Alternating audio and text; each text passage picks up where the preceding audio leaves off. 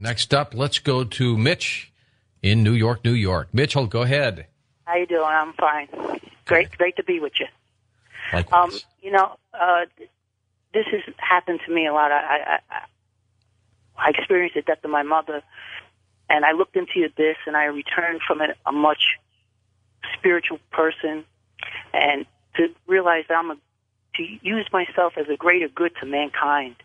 You know, so if it's like those people said, pass it around. I found $10 in the street. So what I do, I went to the store, bought some food, and donated to a food pantry. You know, and we have to look positive. Even if you're in a bad place, just keep the faith and see the spark of the divine in each person. You know.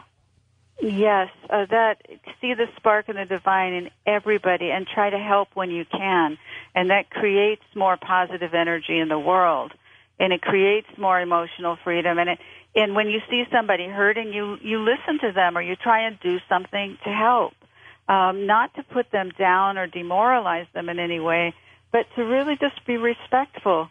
You know, if somebody, is going through a hard time, you can... instead of sharing expensive gifts or sharing gifts on birthdays, you could just say, this year let's do something a little bit less expensive and just, be with each other or whatever. But to be able to honor where people are at emotionally and financially and like what you just said, to do what you can and just keep the faith. As when we keep the faith, that's like a bright light in the universe. When Absolutely. We can keep the faith. It's a beautiful thing. And if we can all do that, we can keep that light shining. Let's go back to New York again. Caroline, you are up with us. You're on with Dr. Judy. Go ahead. Hey, good morning, and thank you for taking my call. Sure. I wanted to echo the beautiful sentiments that the callers and you are all saying, and suggest that we turn away from this rampant consumerism that's just eating us all up, and use our precious, hard-to-get funds to truly help each other. Here in New York City, we have a performance artist. His name is Reverend Billy, and he has something called the Church of Stop Shopping. He goes around and, for example, when Apple has a new product coming out and there's 300 people waiting in line for it, he'll go and do an exorcism, and preach anti-consumerism and using our funds, in more positive spiritual ways. I don't have a responsibility to go out and buy things to save the whole friggin' economy. We have responsibilities to ourselves and to each other, and to, we're not getting the help that we need from the politicians. We need to, take control over how our funds are being used, and, I can't go to Washington and tell them, what to do with every penny, but I can certainly choose how to spend my money in spiritual ways that are going to help people. And I love what you said about, leaving little gifts around, where people can find them, and if you have little extra money, go out and buy something for a food pantry or something like that. If you know someone who's just had a baby and they're having a rough time, give them things, something like that. Use your money that way.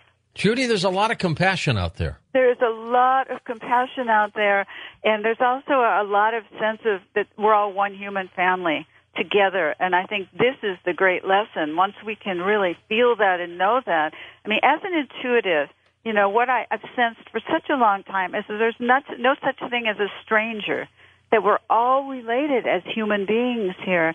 And just with everyone who has called in tonight, I mean, you can see that great heart that's out there, and the light that's out there, even in the face of this crisis. I mean, this is what conveys true hope. The callers tonight and what we've heard. I mean, this is the hope out there. This is the great beauty in all of us, that the best can be brought out in us, even in this great time of crisis, and that we can give where we can increase spirituality, and we can give for the good. And all this is, in the face of the darkness, look at what is coming up. I mean, this is, great hope to me. Let's go to Detroit, Michigan. Michael? Hey, homeboy, how are you, Michael? Great. How about yourself, Mr. Noory? Good. All is well. Thank you. And I'd like to say I find your show very entertaining. I've been listening for many years.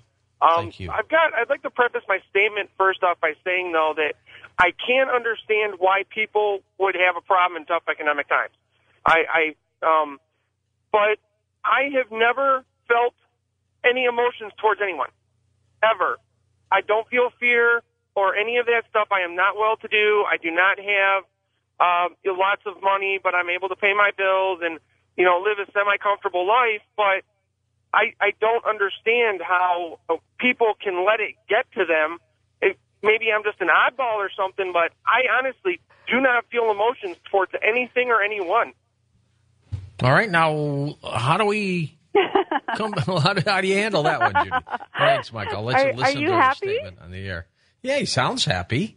Well, then there's nothing to be done. He sounds that he is in balance with himself. The only thing is there's the whole world out there, and there's the issue of empathy with other people and what they're feeling. I mean, he might not be upset. You might not, if he's still on the line, he might not be upset, and I can respect that. But other people are really hurting.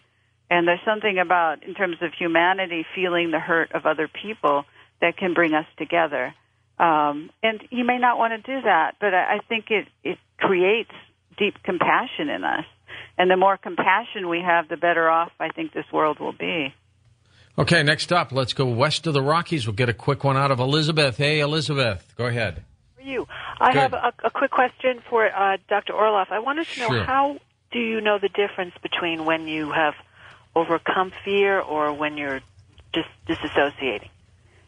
Okay, that's a good question. Fear and intuition? Is that what you're asking, the difference between fear and intuition? No. How do you know when you've successfully overcome a fear or fear in the moment from when you're like just totally disassociating? When you experience some kind of courage.